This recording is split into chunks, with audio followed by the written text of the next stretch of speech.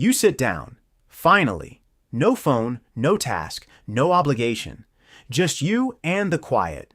And within about 4 seconds, your brain starts talking. Not about anything useful. Maybe it replays something you said at a party in 2017. Maybe it invents an argument you haven't had yet. Maybe it just hums a jingle from a commercial for a product you've never bought. You didn't ask for any of this, but it happens anyway, every time, without fail. And here's the part nobody tells you. Your brain isn't malfunctioning. It's doing exactly what it was built to do, which somehow makes it worse. The human brain never actually rests. Even when you're staring at a wall doing absolutely nothing, roughly 20% of your entire body's energy budget is being burned by 3 pounds of tissue sitting in your skull. For comparison, your leg muscles at rest use almost nothing. Your brain, doing nothing, is running a full background process, one that neuroscientists spent decades dismissing as noise before they realized it might be the most important thing the brain does. In 2001, a neurologist named Marcus Rachel was scanning brains at Washington University, watching what happened when people performed mental tasks. He noticed something strange. When participants stopped doing the task when they were just lying there, idle, certain brain regions didn't go quiet. They lit up. A whole network of areas, the medial prefrontal cortex, the posterior cingulate, the angular gyrus, all of them firing together consistently every time someone's mind was at rest. He called it the default mode network. The name sounds like a router setting, which is appropriate because what it's doing is basically keeping your internal server running. So what is it actually doing in there? Here's the thing most people never consider. Your brain doesn't experience time the way the rest of your body does. Your liver doesn't worry about tomorrow. Your kidneys have no opinion about last Thursday. But your brain is constantly running simulations of the future, of other people's minds, of alternate versions of conversations you could have had.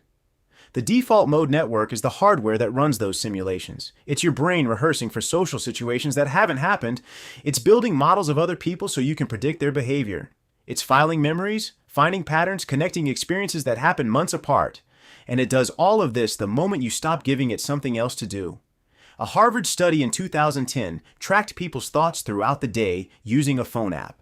They found that humans spend roughly 47% of their waking hours thinking about something other than what they are currently doing. Nearly half your life, your mind is somewhere else entirely. The researchers also found that mind wandering made people less happy, with one fascinating exception. When people were planning future events, deliberately imagining something ahead of them, the happiness dip disappeared. The brain was still wandering, but with direction, which suggests the default mode network isn't just running idle loops, it's doing something that used to keep you alive. Think about what your ancestors needed to survive.